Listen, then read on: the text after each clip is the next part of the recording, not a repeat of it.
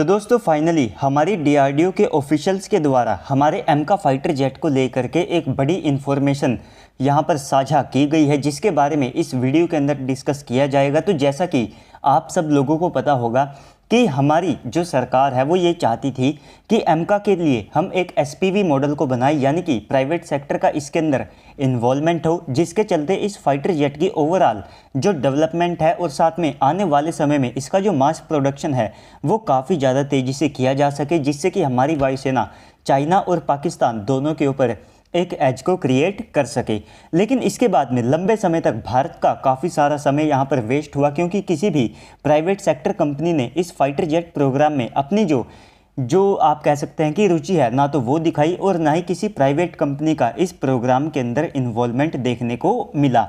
लेकिन इसके बाद में अब हमारी सरकार के द्वारा कुछ ऐसा कदम उठाया गया है जिससे कि दोनों ही सिचुएशन में एमका का यहाँ पर बनना तय है, और यहाँ पर इससे जो कंपटीशन क्रिएट होगा तो उससे कहीं ना कहीं इसके अंदर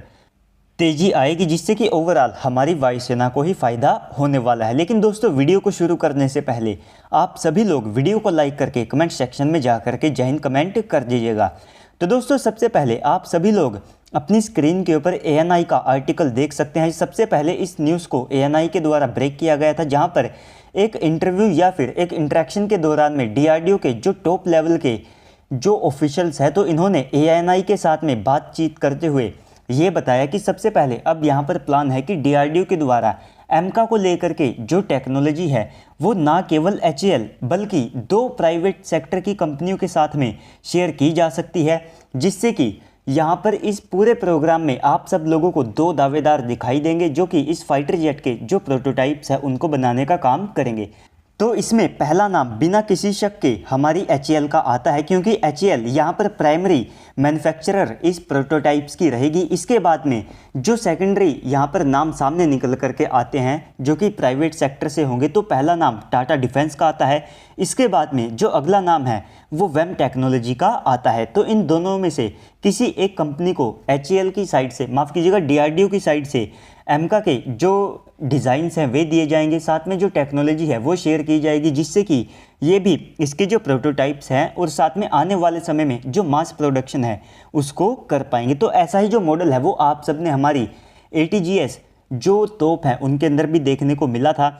और मैंने आप सब लोगों को ये बात पहले भी काफ़ी समय पहले बताई थी कि वेम टेक्नोलॉजी आने वाले समय में एक फाइटर जेट प्रोग्राम के ऊपर काम करने वाली है। तो हो सकता है कि वो जो प्रोग्राम है आप सब लोगों को एमका के तौर पर देखने को मिले, क्योंकि इस कंपनी का ये एम है कि ये अपना खुद का एक फाइटर जेट बनाएंगे। तो ऐसे में एमका इनके इस सपने को पूरा कर सकता है। और साथ ही साथ यहाँ पर प्राइवेट कंपनी के आने के कारण जो कॉम्पिटिशन है वो काफ़ी ज़्यादा बढ़ेगा। दोनों ही दावेदारों के ऊपर कहीं ना कहीं एक आप कह सकते हैं कि टेंशन रहेगी कि अगर हमने अपने प्रोग्राम को टाइमली एग्जीक्यूट नहीं किया तो ऐसे में जो दूसरी पार्टी है वो यहाँ पर बाजी मार ले जाएगी, जिससे कि ओवरऑल उनके जो ऑर्डर है और आने वाले समय में उनका जो प्रॉफिट है वो इस प्रोग्राम से जा सकता है। और अगर इसमें मान लीजिए कोई भी प्राइवेट सेक्टर कंपनी आगे नहीं आती है तो तब भी हमारी HAL पैरेलल में एमका फाइटर जेट के जो प्रोटोटाइप्स है इनको डेवलप करती रहेगी, और आने वाले समय में HAL के द्वारा ये जो प्रोग्राम है ये रन किया जाएगा। तो ऐसे में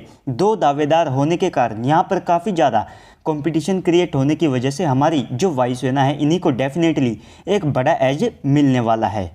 इसी के साथ में यहाँ पर जो ANI है तो इनको इस इंटरव्यू के दौरान में ये बात भी बताई गई कि ओवरऑल एमका का जो वेट है वो ऑलमोस्ट 27 टन के आसपास का होने वाला है। तो अगर आप पास्ट में बात करते हैं तो पहले एमका का जो वेट है वो लगभग 25 से लेकर के 25.5 टन के आसपास का बताया जाता था। लेकिन दोस्तों अब जैसा कि इसको बढ़ा करके 27 टन का किया जा रहा है, तो ऐसे में हो सकता है कि जो प्राइवेट कंपनी है उनके द्वारा इस वेट कैटेगरी में एमका को बनाया जाए, जिससे कि ये और ज़्यादा जो वेपन पेलोड है और ओवरऑल जो बाकी पेलोड है उसको अपने साथ में कैरी करने में कैपेबल हो। तो दोस्तों ओवरऑल इस सारी डेवलपमेंट के बाद में अब आप सबको क्या लगता है कमेंट सेक्शन में बताइएगा, और क्या हमारी सरकार के द्वारा ये अप्रोच बेटर है या फिर नहीं, जिसमें ये एक प्रोडक्शन कम डेवलपमेंट पार्टनर को देख रहे हैं। तो इसके बारे में भी आप नीचे कमेंट सेक्शन में मेंशन कीजिएगा।